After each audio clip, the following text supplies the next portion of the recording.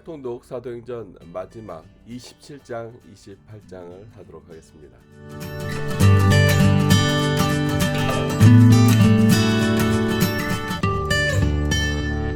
사도 바울의 로마로 가는 여행은 주후 57년에서 62년 안에 있었던 사건입니다. 예루살렘에서 시작한 여행은 가이사랴로, 그리고 시돈에서 배를 타고 가서 무라란 곳에서 이탈리아로 가는 알렉산드리아 배로 옮겨 탑니다. 그리고 니도, 그리고 라세라로 가는데요. 라세라에서 미항으로, 미항에서 유라굴라라는 폭풍을 만나서 며칠 동안 고생을 합니다. 그리고 배가 파산되면서 멜리데라는 곳에 머물게 되는데요. 그곳에서 한 3개월 정도 여러 기적 같은 일들을 경험하고 수라구사, 그 다음 레기온, 보디올, 그리고 아피오 광장으로 가서 그 지역에서는 형제들이 사도 바울을 환영하는 장소가 되고요. 로마에 도착해서 감옥에 갇히는데요. 그 감옥은 보격리된 곳으로서 군인들이 여러 사람들을 만날 수 있도록 허락해 준 장소였고요. 그곳에서 2년간 많은 사람들을 가르치고 또 그곳에서 여러 곳에 서신서를 써 보내는 아주 중요한 장소가 됩니다. 7장은요, 가이사랴로 사도 바울과 일행들이 떠나는 장면으로 시작을 합니다. 여기서 주어가 재밌게 시작하는데요. 우리가 배를 타고 이탈리아로 이렇게 나오는데요. 여기서 우리란 마가복음을 적은 누가를 포함한 것이겠죠. 본인이 이때부터 사도 바울과 동행했다는 것을 정확하게 기록하고 있고요. 또 사도 바울과 함께 가는 사람은 마게도니아 데살로니카 사람인 아리스다고가 함께 동행을 하게 됩니다. 그리고 이 외에도 다른 죄수들을 이끌고 백부장 율리오가 배를 타고 함께 출발을 하는데요. 이곳에서 니도로 갔다가 여러 가지 상황이 어려워지고 또 그레데 섬에 있는 또 미항으로 도착하게 됩니다. 이제 276명을 태운 이탈리아로 가는 배로 모두가 이동을 하고 그곳에서 출발을 합니다. 그런데 문제가 생기죠. 유라굴라라는 큰 광풍이 일어나서 그 배가 아주 어려운 상황을 겪게 됩니다. 결국은 사도 바울이 걱정하고 있는 이들에게 위로를 주죠. 하나님께서 어젯밤에 나에게 오셔서 말씀하시기를, 바울아 두려워 말라, 내가 가이사 앞에 서야 하겠고 또 하나님 앞에서 너와 함께 항해한 자를 다 너에게 주셨다 라고 얘기하면서 그들에게 안심하라 라고 위로를 합니다. 그렇게 14일이 흘렀고요. 육지에 가까워지는 것으로 짐작을 하고 그들이 암초에 걸려서 배가 파산될까봐 거룻배를 띄웁니다. 그러나 사공들은 도망가고자 했는데 사도 바울이 백부장에게 얘기해서 이들이 도망갔을 경우 구원을 받지 못할 것이다 라고 해서 그 거룻배와 연결된 줄을 다 끊어내어 버립니다. 그리고 사도 바울은 배에 물건을 줄이고 또 이 사람들에게 식량을 나누어 주면서 이걸 먹으라고 권합니다. 폭풍은 계속되고 배는 어디로 가는지 모르는 상태로 가고 있었는데요. 그 배가 갑자기 모래톱에 걸려서 오도 가도 못하는 상황이 되어 버립니다. 그러자 많이 데리고 있는 죄수들을 어떻게 처리해야 될까 군인들이 백부장에게 건의를 합니다. 다 죽이자라고 얘기를 하는데요. 백부장 마음에는 사도 바울을 살려내고자 하는 마음으로 그들에게 수용을 할 수 있으면 너희들이 육지로 향해서 가라라고 합니다. 어떤 사람은 널조각으로, 어떤 사람은 물건을 껴안고 그것을 의지하여 땅으로 상륙을 하죠.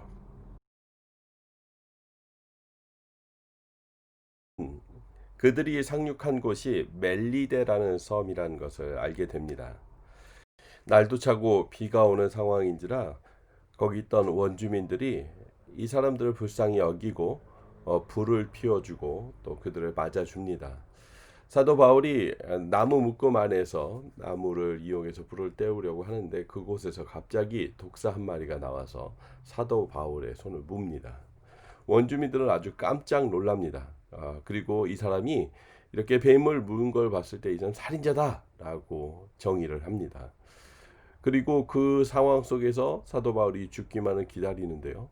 독사에 물렸는데도 불구하고 그가 손으로 떨어내고 아무런 이상이 생기지 않는 거예요. 그러자 사람들이 다시 마음을 바꿔서 얘기하기를, 사도 바울 보고 그는 신이다라고 얘기를 합니다.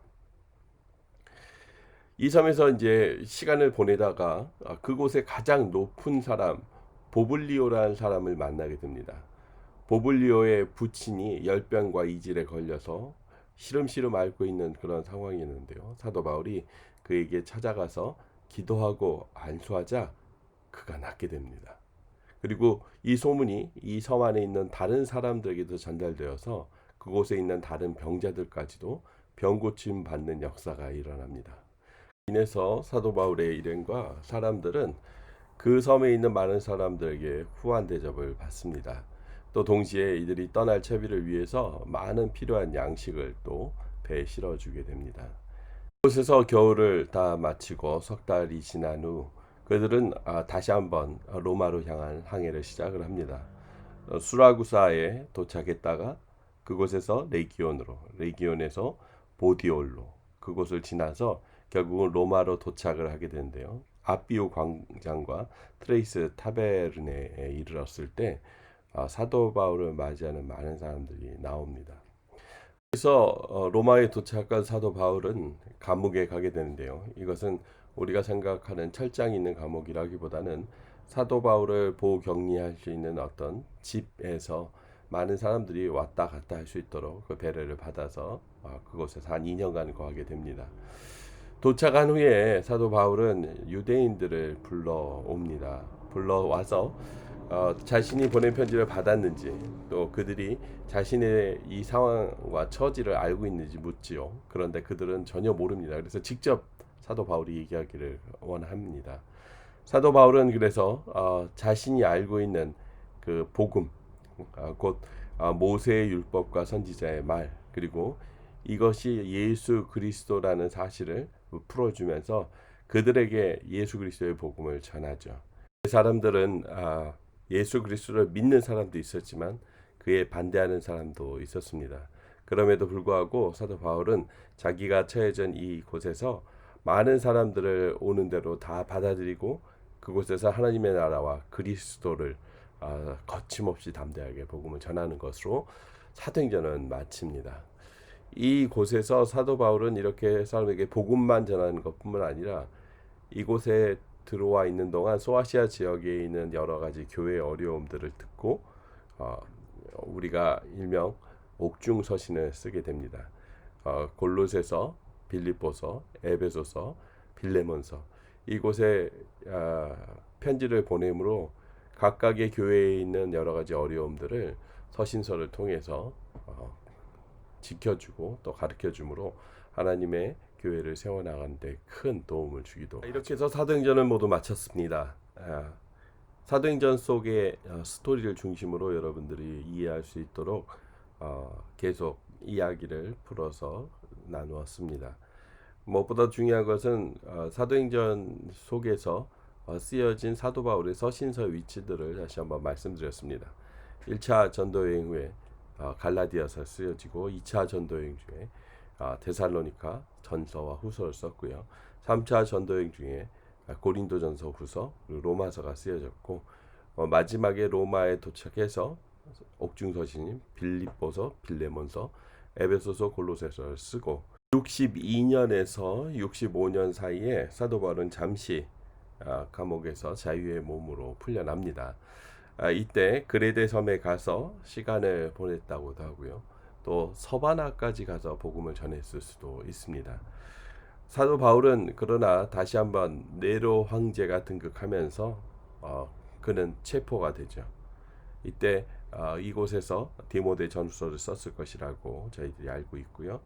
이 뒤로부터 당하는 사도 바울의 핍박은 예전에 가택연금에 했던 것과는 분명히 달랐습니다. 엄청난 핍박이 있었고 사도 바울은 그렇게 해서 로마에서 한 67년경 순교했을 것이라고 그렇게 구전에 전달되고 있습니다. 이로써 사도행전의 모든 내용들을 같이 마쳤습니다. 조금 더 스토리 중심으로 여러분들이 이해할 수 있도록 했고요. 이제 그 긴 사도행전 안에 중간중간에 쓰여졌던 서신서의 내용들을 우리가 공부하게 될 텐데, 이 내용들이 이 긴 사도행전 여행 가운데 쓰여졌다는 사실을 우리가 기억하고 보면 여러분들에게 좀 더 도움이 될 거라 생각합니다. 다음 시간은 갈라디아서에서 만나겠습니다.